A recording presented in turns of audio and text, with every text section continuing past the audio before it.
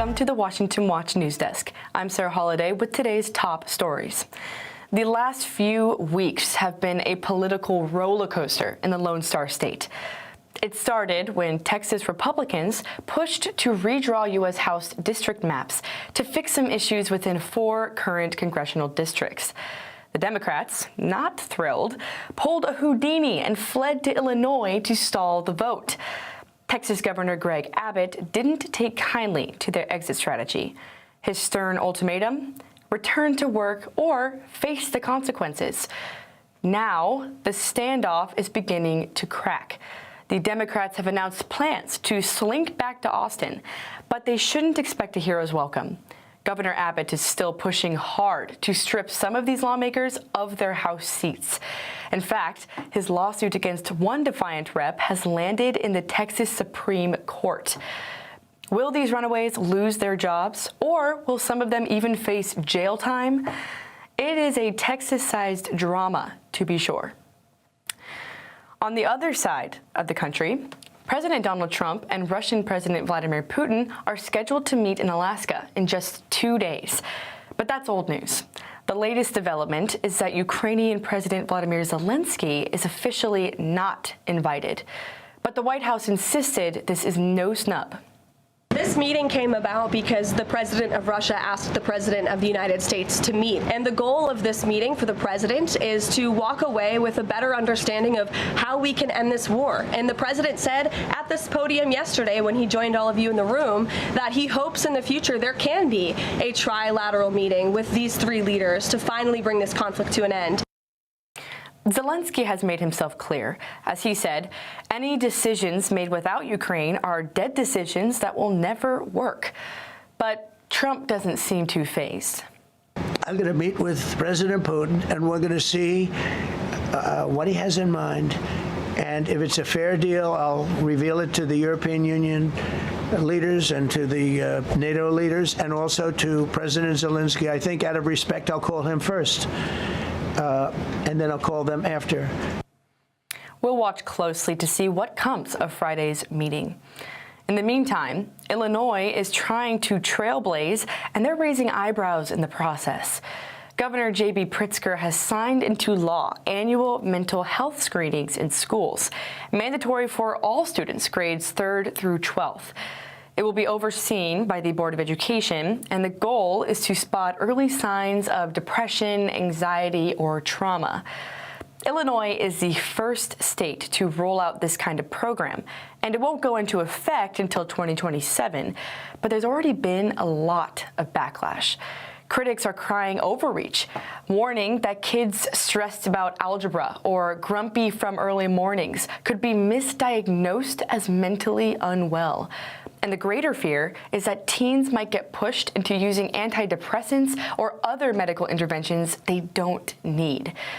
Going forward, the question is whether the backlash will cause Illinois to backtrack, or will other states adopt similar policies of their own?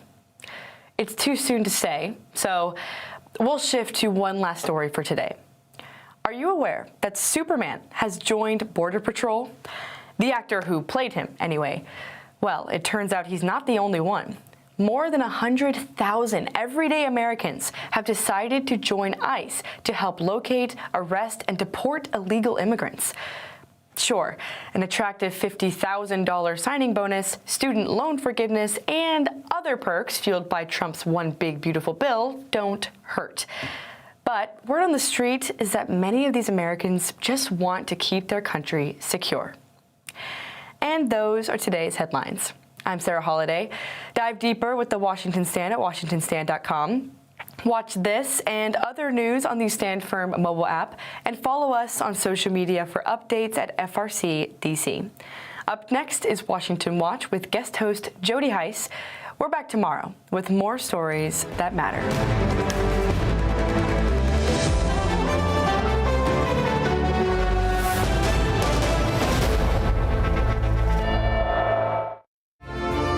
From the heart of our nation's capital in Washington, D.C., bringing bringing compelling interviews, insightful analysis, taking you beyond the headlines and sound bites into conversations with our nation's leaders and newsmakers, all from a biblical worldview. Sitting in for Tony is today's host, Jody Heiss. Well, good afternoon and welcome to this Wednesday edition of Washington Watch. I am Jody Heiss, a senior fellow here at the Family Research Council, and extremely honored to be filling in this month for Tony. All right, coming up on today's edition, President Donald Trump had a dire warning for Vladimir Putin earlier today, and that applies specifically if Putin does not stop his war on Ukraine. Will Russia face any consequences if Vladimir Putin does not agree to stop the war after your meeting on Friday? Yes, they will. Yeah. What will the consequences There will be be? consequences. Sanctions, tariffs? There will be, I don't have to say, there will be very severe consequences.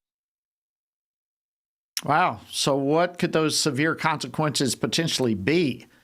Well, Congressman and retired U.S. Army Brigadier General Scott Perry will be joining me in just a moment with those possible options. Also earlier this week, President Trump announced what, at least to some, is very surprising news regarding marijuana. There is reporting that the administration is going to reclassify marijuana. Would that send mixed messages that if marijuana is okay, some drugs are okay, but we're trying to clean up crime? How do they go hand in hand? We're only looking at that. That's early, but we're looking at reclassification, and we'll make a determination over the next few weeks. And that determination hopefully will be the right one. It's a very complicated subject, the subject of marijuana.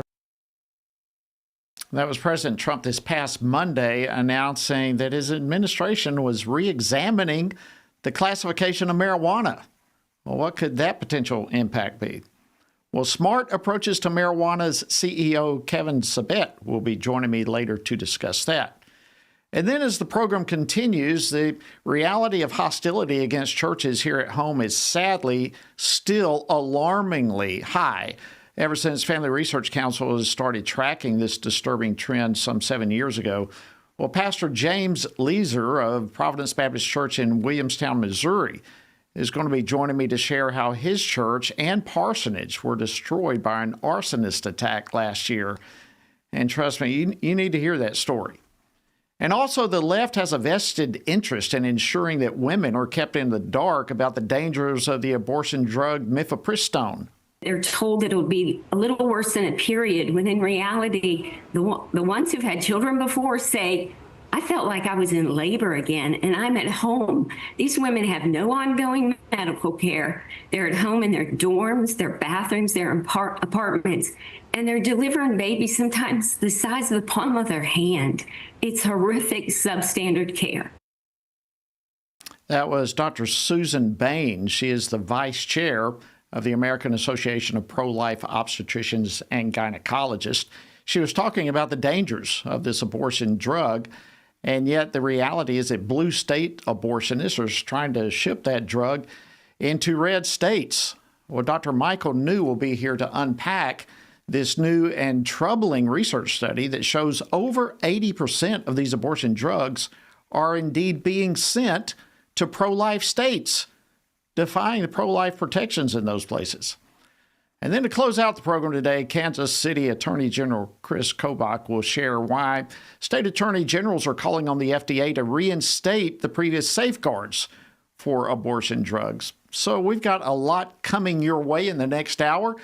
I'm sure you don't want to miss any part of it, but if you do, you can catch it at our website, TonyPerkins.com. And of course, there's lots of other info and resources there for you as well.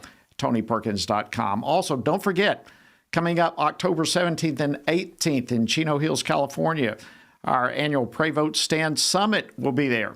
You can go right now and register, or if you'd like to get some more information at prayvotestand.org. All right, let's jump into the details that we have for you today.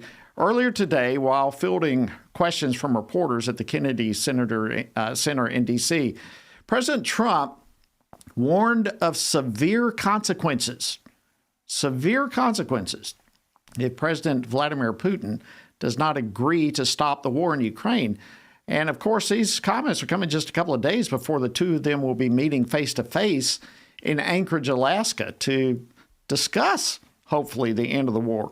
So what kind of severe consequences is going through Putin's mind right now? Well, with me to talk about this and much more is Congressman and General Scott Perry. He serves on several House committees, including the Oversight Committee, the Foreign Affairs Committee, and the Permanent Select Committee on Intelligence. He represents the 10th Congressional District of Pennsylvania. General Perry, welcome back to Washington Watch. Always great to see you, my friend. Jody, great to be with you, and interesting times, of course, on the eve shortly of the summit in Alaska between our president, Donald Trump, and Vladimir Putin. And I think the president is giving him an advance warning, a taste of what might be on the table. Look, I think the president is kind of at the end of his rope with Vladimir Putin. He's tried to be as reasonable as he can with him for the past essentially 9 months now, 8-9 months. And Vladimir Putin has continued the violence in Ukraine. The president's sick of it. And so I think what's on the table for Vladimir Putin is having his economy wrecked by the United States of America, who's the hottest economy on the planet right now. As you know, everybody's coming to the United States of America for trade deals. And literally, this president has the ability to shut off Vladimir Putin's ability to do business with the rest of the reasonable world. And when that happens, the Russian people are going to suffer for this war in Ukraine. And I don't think that Vladimir Putin really wants to endure that. But I think the president's basically telling Mr. Putin he's ready to impose that on him if he's not going to get reasonable about coming to a resolution in Ukraine. So you think the economic pressure, are you hopeful with that tool in President Trump's box? Are you hopeful that potentially this meeting Friday will lead us closer to peace? I absolutely am hopeful. And I think that, from President Trump's standpoint, he doesn't want to send troops to Ukraine. Americans don't support that. I think Vladimir Putin knows that, and he's been playing that card for as long as he can. But I think that the president has taken some time to shore up the United States economy, to show the rest of the world who the big dog is in town, including China. And now the president is willing to unleash that awesome capability and ability that the United States has economically to cripple Russia. And remember, Russia, while it might be one of those countries that we consider one of the larger countries in the world, not only geographically, but politically, diplomatically, economically, militarily, they really aren't on the same level with us, for sure, economically or militarily. I think President Trump has been setting the table for some time, and now they're going to sit at that table, and Vladimir Putin's going to get a taste of what he has coming to him unless he relents. Well, I think, man, there were great points there, and I think you're right. We've all seen just the way this war in Ukraine has gone, that he's got a lot bigger bark than bite, it seems.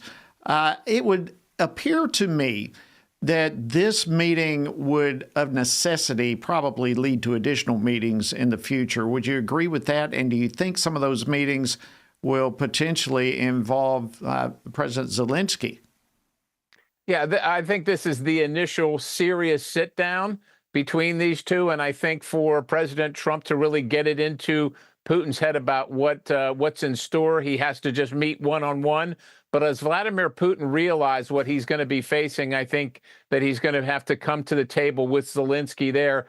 And I think that, look, this is a slow, long process for President Trump, setting the table, setting the conditions for success. And this is just the beginning. I think this is the first, but this is not the last. How does China fit into all of this? How heavily would, if President Trump goes forward with some economic tightening on Russia, how heavily will Putin lean on China for relief and help? Well, look, there's a new alliance, as you know, between China, the Communist Party of China, and the oligarchs in Russia, including Putin in particular. It's very concerning. But China is also in a negotiation with the United States of America, and they've got their own problems economically, demographically. And while they're posturing and doing a lot militarily, they're in a very fragile position as well. And as President Trump flexes his muscle, they're going to have to make a choice. And so while I think they'd like to signal there with Vladimir Putin, I think that they're going to be very cautious about getting involved anything more than rhetorically, because I think that they'll be concerned that those things that that President Trump's are offering to Vladimir Putin could soon come home to China as well, and they simply don't want that. They want to stay absolved of this. They want to help Putin as long as it's easy and doesn't cost them anything. But as soon as they're going to have to start paying the price, I think they're going to back out very quickly, which leads me to believe that they will be very tepid in their public support for Putin going into this. Very interesting. Well, President Zelensky met with President Trump and leaders of several NATO countries virtually today, I should say. Do you think that NATO should and will probably have a larger role in this whole peace settlement on the European continent? Yeah, obviously NATO should have a larger role. This is in their backyard. This is the reason that NATO was set up, to protect them from aggressive Russia, even though that really hasn't happened since the end of the Cold War. But let's face it, they haven't been forced to pay more for their military and secure their own defense until President Trump came along. He's made it real for them. This war in their backyard has made it real for them. And so I think that they are going to, they're supporting Zelensky more and Ukraine more because they know they absolutely have to, because if they don't, they can't count on the United States to just come in and be the knight in shining armor and take care of their defense while they spend nothing on it, including manpower, equipment, military activities, training, etc. Yeah, so I think they've gotten the picture now. This is really more their fight than it is our fight. And so I think you're going to see more and more coming from them, especially with the backup of the United States economically, especially with things like natural resources, fuel in particular, natural gas, oil, the availability from the United States, so that they aren't blackmailed by Russia. So I think that's a comfort to them, and I think it induces them to be more proactive against Russia. I think it's also interesting that President Trump had all those conversations today. I think even that is a shot across the bow to President Putin, that he sees that President Trump has a lot of support with him as this meeting gets underway on Friday. Before I let you go, Congressman Perry, your thoughts on President Trump's public safety declaration there in Washington, D.C.? Well, Jody, as a former member of Congress who's read the Constitution, I know that you know that Article 1 says that, actually the Congress can control the Washington, D.C., and that it's a federal enclave. And, of course, President Trump has awesome power there to federalize the police and sweeping powers regarding the National Guard. President Trump knows it's the nation's capital. It's the capital of the free world. And the Democrats aren't going to be allowed to run it into the ground and have people afraid to come to their capital from the United States of America, or to visit the capital of the United States from around the world, because crime is running rampant. He's done with it. He's sick of it, and he's taking action, and it's appropriate. And it needed to happen a long time ago. And unfortunately, the Democrats just are providing zero leadership in this regard. So we're really happy that the president is doing it. Thank you so much, Congressman Scott Perry from Pennsylvania. Always an honor to see you, my friend. We appreciate you joining us today on Washington Watch.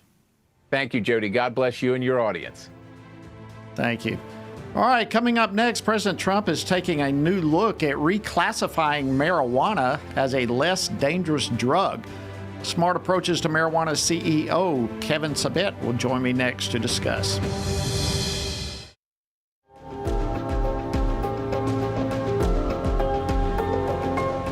The family is the oldest, most tested, and most reliable unit of society.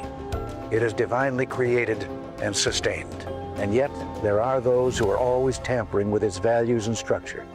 That's why we need organizations like the Family Research Council that can effectively defend and strengthen the family. Family Research Council began over 40 years ago, like all great movements of God, with prayer. Today, rooted in the heart of the nation's capital, FRC continues to champion faith, family, and freedom in public policy and the culture from a biblical worldview. FRC is one of those bright lights that helps us focus on true north. And I shudder to think, had they not been here, that it could have been worse. The Family Research Council is key. It's one of a handful of groups that I think will determine whether our children live in a country that enjoyed all of the freedom and all the opportunity that we enjoyed in this great land. It's just a wonderful parachurch organization that doesn't seek to take the place of the church, but it seeks to assist the family and the church as we try to move forward successfully, not in a defensive mode, but in an offensive mode as we seek to live our lives according to the Holy Scriptures. FRC is not going to be whooped. We're going to fight. We're going to take a stand. And again, we don't retreat. You will never see in front of this building here in Washington, D.C., a white flag fly. We will never step back. We will never surrender, and we will never be silent.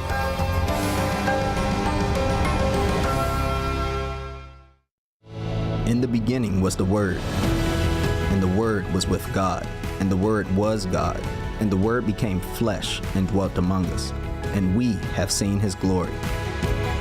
Family Research Council invites you to join our Stand on the Word Bible reading plan as we reflect upon the life of Jesus, the Word who dwelt among us. Come with us and discover the glory of the Word. Read the Gospels and witness the life-changing story of Jesus, His life, death, and resurrection. Come read how Jesus transformed the lives of common people and how those same people transformed the known world through the power of the Holy Spirit. Come with us for 10 to 15 minutes a day and read the entire New Testament before the new year. Find our Bible reading plan and daily devotionals from Tony Perkins at frc.org/Bible. Join us and stand on the Word.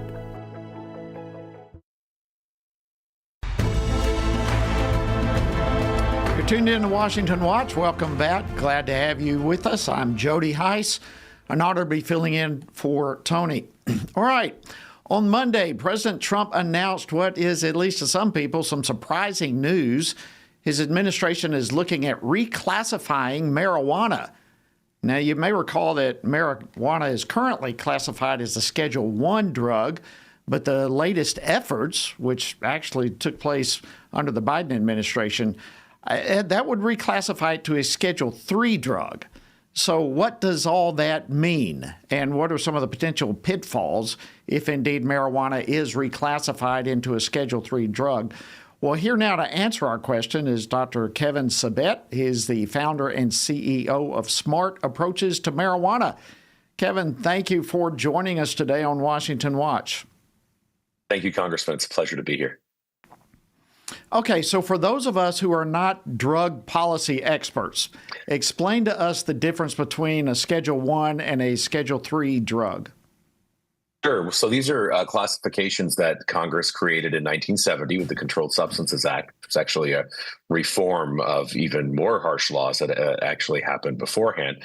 And it was signed by President. And what it does is it classifies the drugs into 5 categories based on 2 criteria. One is accepted medical use, and the other one is potential for abuse.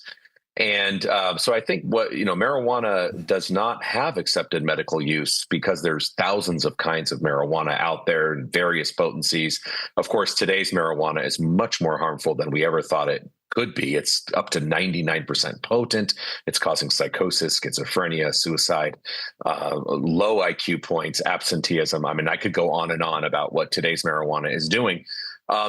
And so it has a very high potential for abuse, and itself does not have accepted medical use, although there are medical applications of the marijuana plant. Those are in different schedules. They're not in Schedule I. Those are already in Schedules 2, 3, and 4. So, the effort to reclassify marijuana from Schedule I doesn't really make a lot of sense when you look at the science. And unfortunately, there's a sort of small wing among some of the president's supporters that stand to make a lot of money, though, if it is rescheduled, because they'll be able to write off taxes, essentially, write off expenses as part of their business taxes if they're in the marijuana business. Okay, so I'm assuming by what you're saying that Schedule III is a more dangerous drug than Schedule I. No, so Schedule III means it has accepted medical use, and it has less abuse than potential than a Schedule II or I drug. But what a lot of people don't quite get is they think that because marijuana is in the same Schedule 1 as, say, heroin or LSD or PCP for that matter, that means the government thinks they're equally dangerous. And that's actually not true at all. The way I like to think about it or explain it to folks is, if you're at a gas station convenience store and you're going down the snack aisle and there's only a couple of aisles in the store and they have a snack aisle, you have different kinds of snacks. You have cookies, you have chips, but you also have, almonds and protein bars because they fall under the criteria of a snack and they're in that aisle. Same thing with marijuana. It falls under the same criteria as the other drugs. It doesn't mean the government thinks it's the same. It doesn't mean the government treats it the same. It doesn't mean that it has the same penalties or anything like that. But that's a lot of the misinformation by, frankly, both parties, I have to say, that are spreading misinformation about this. Yeah, there is so much misinformation. I mean, there's actually strong coordinated campaigns, I think is the best way to describe it, trying to convince people that marijuana is not harmful. So you started off talking about some of the dangers of marijuana. Take us a little bit further into that. This is certainly not a harmless drug. What are some of the dangers? Well, marijuana is a very complex plant. It has hundreds and hundreds of components, and we only know about a handful of them in terms of what science has revealed. And already what we know is very scary and very dangerous. So the active ingredient is THC. It binds to receptors in the brain and throughout the body to cause addiction, to cause really erratic behavior that can lead to psychosis, schizophrenia, cognition and learning. Memory is a big issue. Obviously, lungs is an issue if you smoke it, if you smoke anything for that matter, especially something with so many carcinogens as marijuana has, as well as on your heart. There was a recent study showing an increase in death rates, risk of death from a heart disease based on marijuana. And it's just people don't even think marijuana is harmful, let alone could kill you through a heart attack or through other heart issues. And so we've learned about a lot of this stuff and how harmful it can be. It's not the Woodstock weed, and legalization that some states have been doing has actually led to the creation of a lot of these new products. We never had 99% potent products before legalization. And so I really hope President Trump does the right thing. Reclassification would not legalize marijuana, let's be clear, but it would give further impression that marijuana is a harmless drug. It would give further impression, wrongly, that marijuana doesn't cause things like uncontrollable chronic vomiting, which it does. That's called cannabis hyperemesis syndrome, and a whole host of problems that today's marijuana is having. Marijuana is responsible for the majority of kids that are in treatment. I get calls daily from parents, usually mothers, who are extremely distraught over their teenagers being completely addicted to marijuana, totally derailing their life. So a lot of baby boomers don't understand that because the marijuana they used was, frankly, a very different drug back then. Yeah, and it's certainly a entry-level drug as well. Yeah. Are the products that are derived from marijuana just as dangerous as marijuana itself? Oh, absolutely. They're more dangerous. I mean, the natural marijuana plant doesn't have so much THC in it, frankly. It has a lot of other components in it. And so what people have had to do is they've genetically bred today's marijuana. They've added all kinds of ingredients, metals, and there's bacteria and mold, of course, that are in it, pesticides, because marijuana is a very finicky plant in terms of when there's too much water and mold, et cetera. And so, even in legal states, the product that people are buying, you don't really know what you're getting. And it's usually, infested with some kind of mold, bacteria, heavy metals, et cetera. So it's much more harmful than, let's just say, the natural weed if you were to grow it in your backyard. But again, this effort to reclassify and legalize marijuana, it's a very concerted effort, as you said, by people who stand to make a ton of money from it. It's sort of like, frankly, big pharma with opioids, big tobacco with cigarettes. They've created so many products now, and it's causing a lot of problems, especially for our young people. Thank you so much, Kevin Sabet, founder and CEO of Smart Approaches to Marijuana. Fantastic information. Thank you for joining us on Washington Watch. Thanks for having me. And if anybody wants to read more, they can go to learnaboutsam.org, and they can reach out. I also wrote a book called Smokescreen. Thanks so much, Congressman. Appreciate it. All right, coming up next, hostility against churches is on the rise. We have a pastor who personally experienced it. He'll share his story.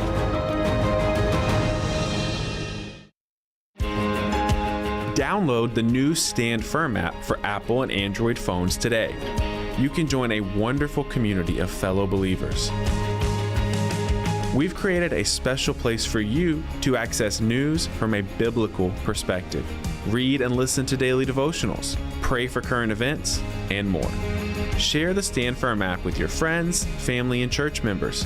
And of course, stand firm wherever you go. At Family Research Council, defending the family isn't just a mission, it's our daily calling. Every team member at FRC uses their God-given talents to stand for biblical truth, protect life, and uphold religious freedom. Here at Family Research Council, we face many threats to the family, threats that have been with us for some time. Abortion, the gender ideology threat, the attacks on marriage, the attacks on parental authority, and the attacks on religious freedom. We have to promote, support, strengthen, and incentivize family growth so families take their place in society in a place of honor. I'm defending the family by working in the Center for Biblical Worldview to provide cutting-edge research and resources for pastors, ministry leaders, and Christian parents. Through my work at the Washington Stand, I passionately defend what God has defined for marriage and family. I don't see the Washington Stand as just a place to talk about cultural events. It's a place to share biblical truth. It's a perfect outlet to advance and defend what God has defined as good, true, and beautiful. Because of you, we're able to frame things in such a way that help Christians stand for truth on the things that matter most, like life, faith, family, and freedom. Thank you for standing with us. Thank you for your support. It is so critical to the work that we at Family Research Council are doing day to day as we support and strengthen the family. So thank you.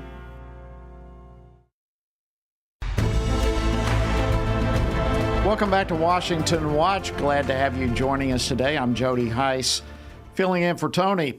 All right, earlier this week, Family Research Council released the newest edition of our report, Hostility Against Churches in the United States, and glad to know that that has been picked up by mainstream media all across the country.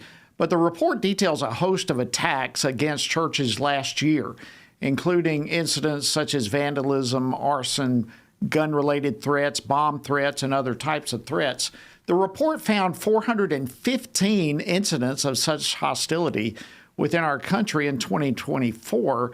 I mean, obviously that's more than one per day. That's extremely troubling, especially when you consider we're in a country that has a lot of religious freedom protections. But joining me now to share a story behind all of these statistics is one pastor whose church and parsonage were destroyed in an arson attack last year.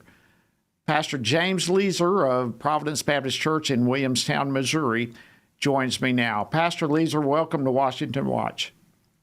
Thanks for having me on, Jody. Well, it's our privilege, and thank you for taking a stand to come out. Go back, if you will, to the phone call that you received on that January 4th, 2024. What was that like for you? Yeah, thank you. Shock, and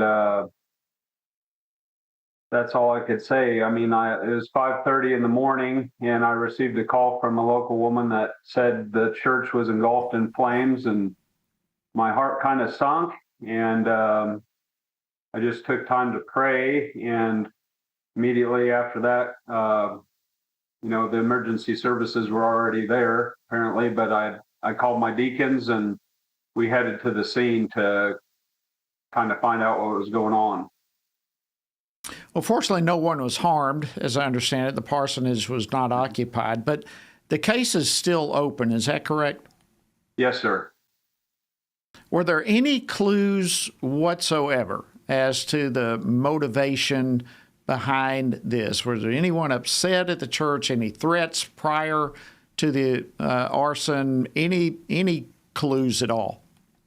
Well, as far as I know, the feds kind of got involved, which were in the country, so it was helpful to have their help in investigating. However, I think the only thing that I was made aware of was that they found an accelerant, is what they called it.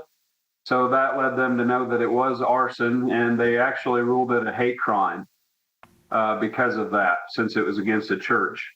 But it came up empty.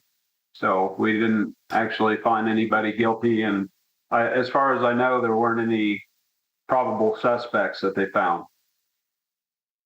While you were talking, we were seeing some footage and pictures of the devastation, and it was absolute devastation. You know, Pastor, as I think of this, I look at this, I see the images. You know, I'm reminded of Joseph in Genesis, the latter part of Genesis, chapter 50 or so, where after all he went through, he basically said, what the enemy meant for harm, God meant for good, and he's brought me here for that purpose.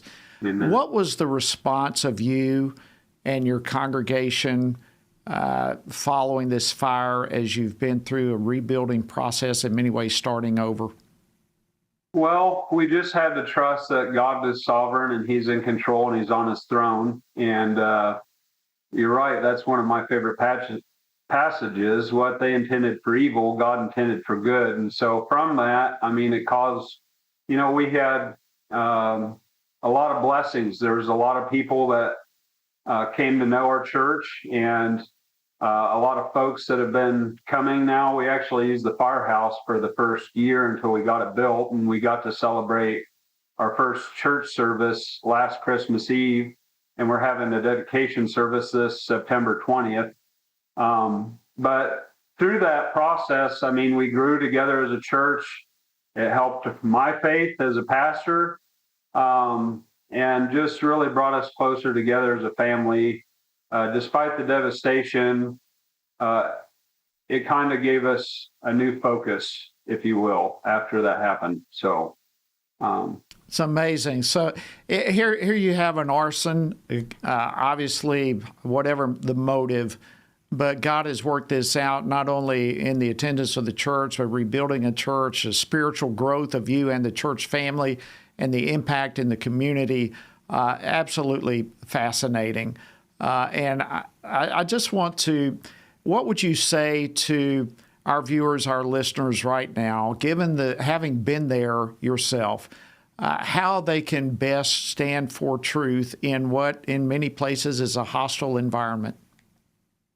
Well, I'm not saying that I did everything perfect, but I would definitely have to protect the church and at least hold somebody accountable. We didn't have cameras on the materialistic side to protect or at least hold somebody accountable. The other thing I would say, and I took a lot of heat for this because I did have some media coverage earlier, but I offered forgiveness because we, as I was visiting with somebody about this previously, if we don't offer forgiveness, then I feel like we fail to understand the gospel ourselves. And so just to take into consideration that we do live in a fallen world, it did hurt us, but our ultimate goal is to know God and to make him known through Jesus Christ. And so that was our chief means, our goal to. Thank you. So I wanted to offer forgiveness to the person that did it and hope that they come to repent and believe in the gospel. So.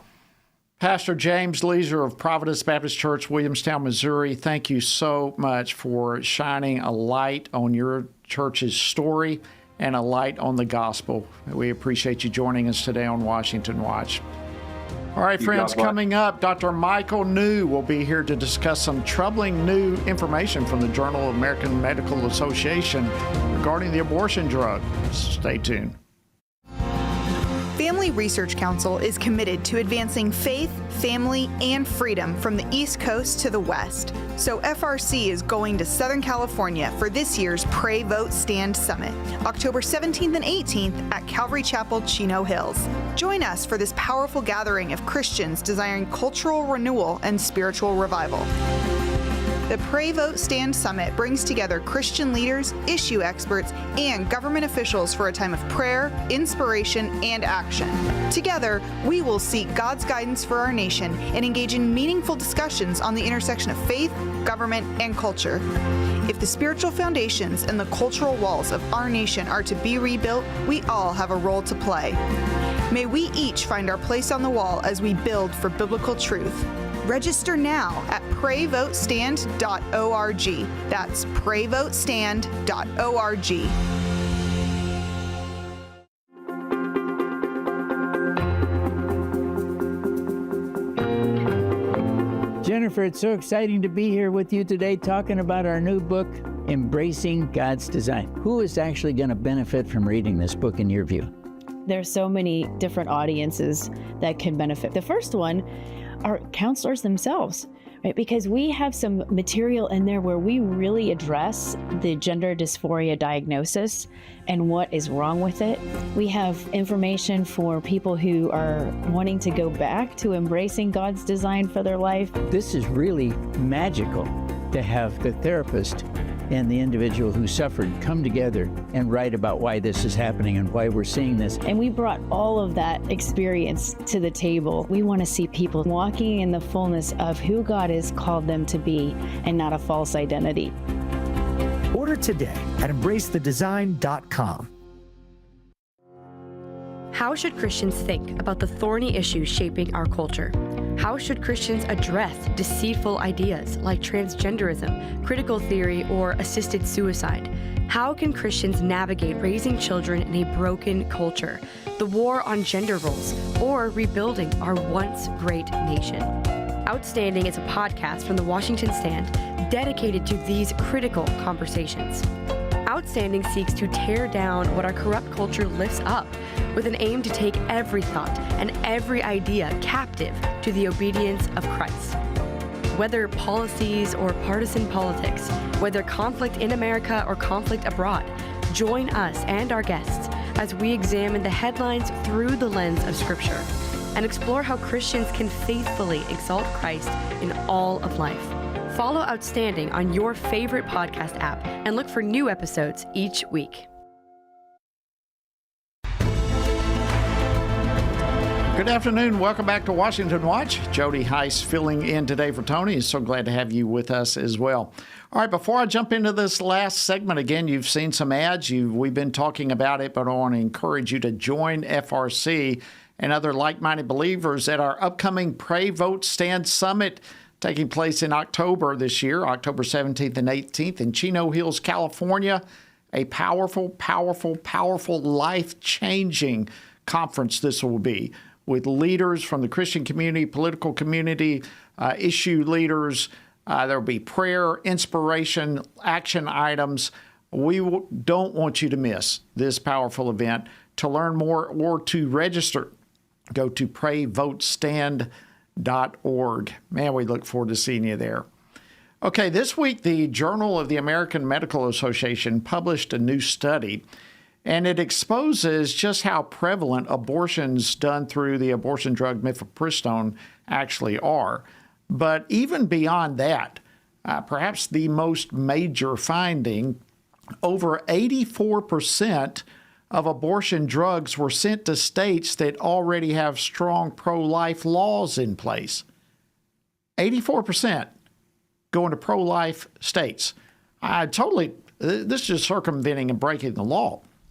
So how can the Trump administration stop this lawlessness coming from pro-abortion blue states? Well, here now to unpack this study and more is Dr. Michael New. He's the assistant professor of practice at the Bush School of Business at the Catholic University of America and senior associate scholar at the Charlotte Lozier Institute. Dr. New, welcome back to Washington Watch. Great to have you as always. Thanks for having me. Much appreciated. Okay, so give us a quick summary of how the study was conducted and some of the major findings that were in it. Sure. Journal of the American Medical Association released a study earlier this week, and they received data from a company called 8Access that sends chemical abortion pills through the mail. They're not the only company that does it, but they're probably the largest. And they're able to track over 118,000 chemical abortions that were ordered by telehealth and track where they went. And as you mentioned during your prologue, over 80% went to states with strong pro-life laws in place. So it's pretty evident that people are circumventing these strong pro-life laws by ordering these dangerous chemical abortion pills through the mail. They also found that a higher percentage of these pills were sent to counties with high poverty rates.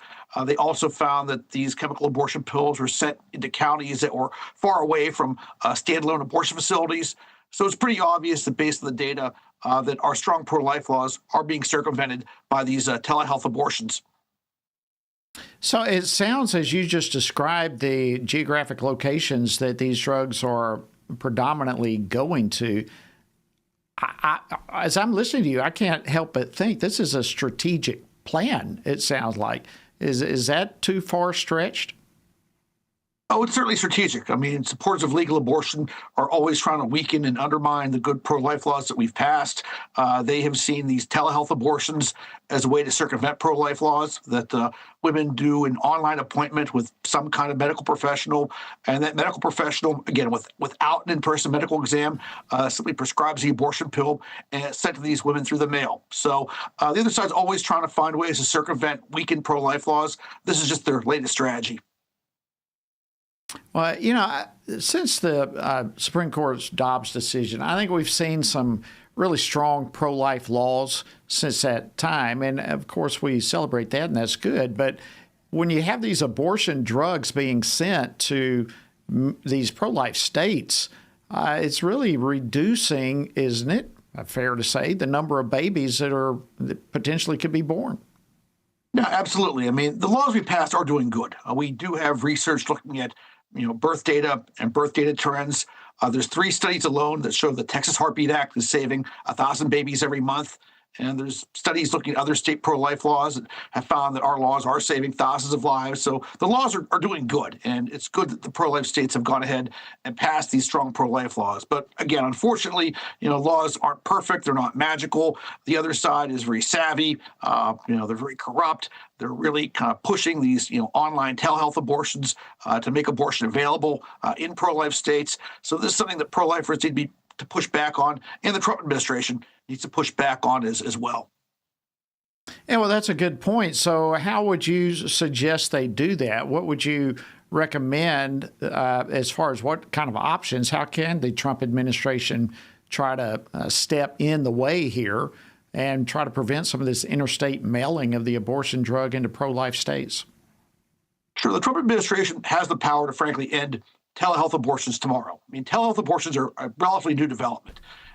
Prior to 2021, if a woman wanted to have a chemical abortion, she had to have an in-person medical exam with a healthcare professional, and then the drug was prescribed.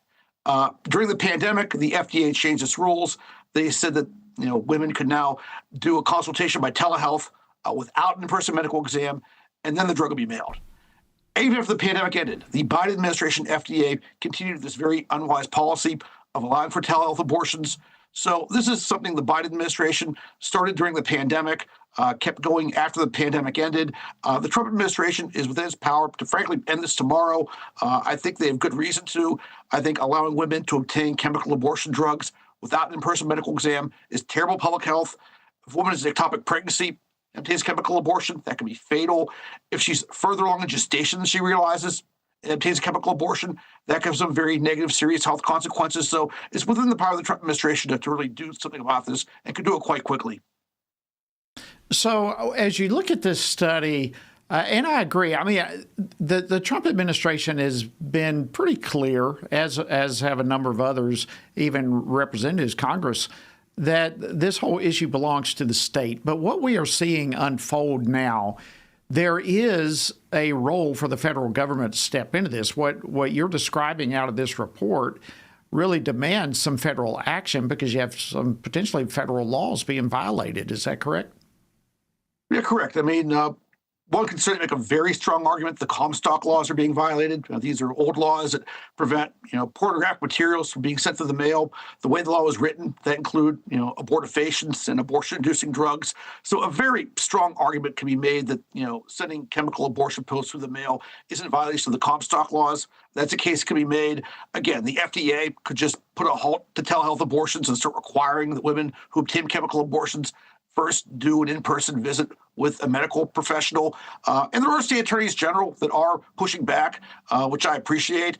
I mean, if someone in Massachusetts prescribes a chemical abortion to a woman in Texas, that's illegal. That abortion doctor in Massachusetts is only licensed in Massachusetts.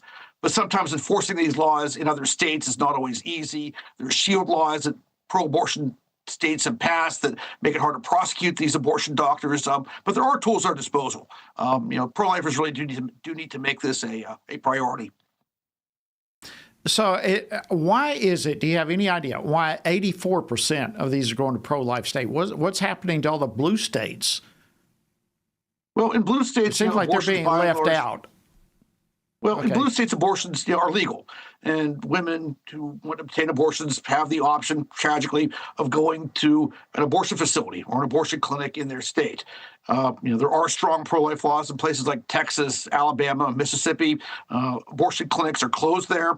So if a Texas woman wants to have an abortion, she could travel out of state, and sadly, some avail themselves of that option, or they could submit to a telehealth abortion and have chemical abortion pills mailed through the mail. And again, that's tragic. Again, I think doing these chemical abortions without an in-person medical exam is, again, fatal to unborn children, but terrible public health. And again, it's within the power of the Trump administration to bring a stop to this. Thank you, Dr. Michael New, for your insights. Fascinating information, and we appreciate you unpacking that for us. All right, here now to continue this whole conversation on the dangers of the abortion drug mifepristone and what it poses to unborn babies and the mothers, as well as what the FDA can do about it, is one of those attorney generals that Dr. New just talked about. This Kansas Attorney General Chris Kobach joins us now. Attorney General, welcome to Washington Watch. Great to have you. Great to be with you. Okay, you were one of the 22, I believe it was, other state attorney generals who signed on to a letter calling on HHS Secretary Kennedy and the FDA commissioner to bring back some of the safeguards that the abortion drugs need and that once had, but that were scrapped during the Obama and Biden administrations. What were some of those safeguards that were removed that you and the others are calling on to be reinstated? Well, one of the most important ones is that it be administered in the presence of a doctor because of the medical complications that subsequent studies have revealed. One of the things that the FDA is supposed to do, and usually does, is looks at all of the available evidence, all of the indications of side effects and medical emergencies or adverse conditions that occur after the pill or the medicine or whatever it is they're studying, whatever after that treatment occur. And when they okayed proceeding without these safeguards, they did so with a fairly minimal amount of information, or at least a fairly early snapshot of information. Well, now we have a wealth of information that has come to light, showing that there are, in fact, significant adverse events that occur when this mifepristone, this abortion pill, is taken. So we're simply asking the FDA to take a second look. Look at that. We have a lot of additional information, and the idea that the FDA would refuse to do so. No, they haven't refused. This is our request to them. But I think it would behoove everyone on all sides of this issue to say, wait a minute, there's a lot of information that's come out indicating that the chances of an adverse event are much higher than the label indicates, and much higher than the information that the FDA had at the time was. The information they had is very different from the information we have now. So what are some of these adverse consequences? Why are the safeguards so necessary? It should be probably obvious, should be something that we don't have to discuss. We have discussed it a lot on this program, but hit some of that for us. What are some of the adverse effects? Well, let me just read from the letter, which, these are ones we footnoted heavily in the letter. Sepsis, infection, hemorrhaging, the necessity of surgical procedures after a failed abortion, and other complications. So this is just a partial list of what we have seen. And there's a major study that was done between 2017 and 2023 by the known as the EPPC study, and it looked it's an all-payer insurance claims database, which included over 865,000 mifepristone abortions. So this is the largest known study ever of the abortion pill and what has happened when women take the abortion pill. And so this isn't a study of, just selecting 500 cases or 200 cases. We're talking about hundreds of thousands of cases and adverse events that occurred after the pill was taken. And the numbers are really shocking. And it showed that the amount, the incidence, the number of adverse events was 28 times higher than the data the FDA had at the time when it said it was okay to go ahead and have this pill available without these precautions. And so I think that's the point here.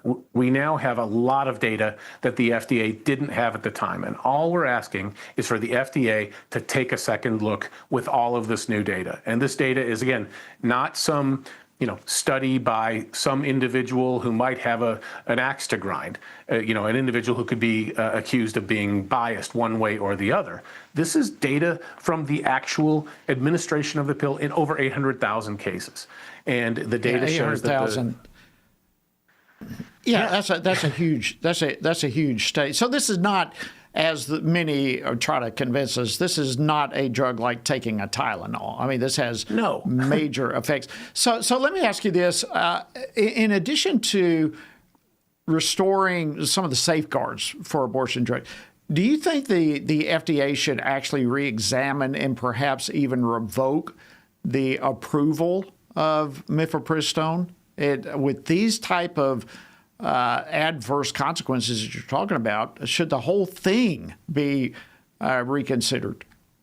Well, I think the FDA should take a fresh look at everything, a fresh look at the safety of the drugs, and then secondly, at if the drug is to be allowed and is to remain in use, which it is now and has been for years, then what are the safety protocols that need to be accompany its use? Because right now, women are getting this thing without, and they're administering it to themselves without any doctor present and suffering significant medical complications. So let's have the FDA take a look at in its entirety. But we are saying in our letter, at a minimum, take a look at these safety protocols. And the FDA should, just use the study and do what the FDA does and is supposed to do best and make an assessment.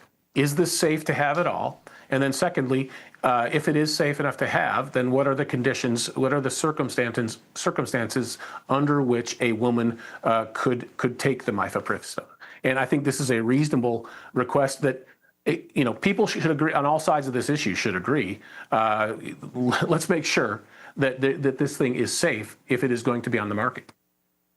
Yeah, absolutely. You would think that people would agree. You have a drug as dangerous as this with the adverse consequences as this, you would think it would be common sense. But unfortunately, that's not always present. I want to just say thank you so much, Kansas Attorney General Chris Kobach, for joining us today. Thank you for standing in the gap for life and for women and for taking a stand with this. We appreciate you joining us on Washington Watch. God bless you. All right, friends, that wraps it up today. We'll be back with you tomorrow right here on Washington Watch. Washington Watch with Tony Perkins is brought to you by Family Research Council and is entirely listener-supported. Portions of the show discussing candidates are brought to you by Family Research Council Action. For more information on anything you heard today, or to find out how you can partner with us in our ongoing efforts to promote faith, family, and freedom, visit TonyPerkins.com.